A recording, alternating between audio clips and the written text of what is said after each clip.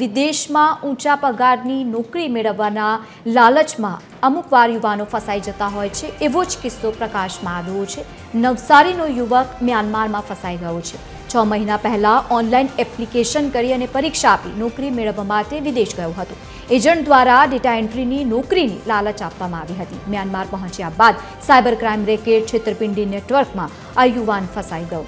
10 યુવાનો પૈકી એક નવસારીનો પ્રિન્સ રમેશભાઈ પટેલ પણ તેમાં સામેલ છે। માતા પિતાનો એકનો એક દીકરો વિદેશમાં ફસાઈ જતા પરિવારજનોની ચિંતામાં વધારો થયો છે।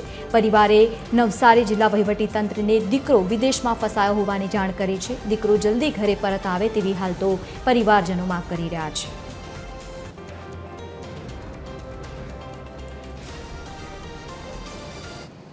પેપરમાં કાલે નામ આવ્યું એટલે અમને ખબર પડી છે।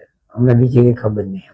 ઘરે તો હું નાનો માણસ છું, નોકરી કરું છું, હીરામાં કામ કરું। મારા ઘરના જોબમાં નોકરી કરે, કંપનીમાં જાય, નાની કંપનીમાં પગાર ધોરણ ઓછો હોય છે।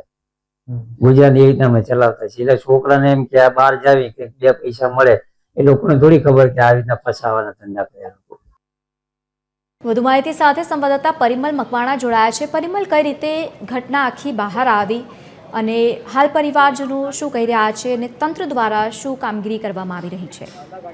હજી વિગતવાર વાત કરવામાં આવે તો વિદેશમાં ઊંચા પગારની નોકરી મેળવવાની ગિરથાએ એ નવસારીના એક પરિવારની ચિંતામાં વધારો કર્યો છે। જેમાં નવસારીનો યુવક છે પ્રિન્સ રમેશભાઈ પટેલ, જે 6 મહિના અગાઉ તેણે ઓનલાઈન એપ્લિકેશન અને પરીક્ષા આપી તે મ્યાનમાર પહોંચ્યો હતો, જ્યાં એજન્ટ દ્વારા તેને ડેટા એન્ટ્રીની ઊંચા પગારની નોકરી આપવાની લાલચ આપવામાં આવી હતી। પરંતુ આ યુવક જ્યારે મ્યાનમાર પહોંચ્યો ત્યારે આ યુવકને સાયબર ક્રાઇમ રેકેટનો કોઈક રેકેટમાં ફસાયો હોવાનો એને અહેસાસ થતા આ સમગ્ર મામલો સામે આવ્યો છે। આ પ્રિન્સ પટેલ સાથે અન્ય ભારતીય 10 યુવકો પણ સામેલ છે, જે હાલ જે મ્યાનમારના વાડી વિસ્તારમાં સ્થાનિક NGO ની સંસ્થા છે તેના સેફ હાઉસમાં હાલ તો તેઓ આશરો લઈ રહ્યા છે।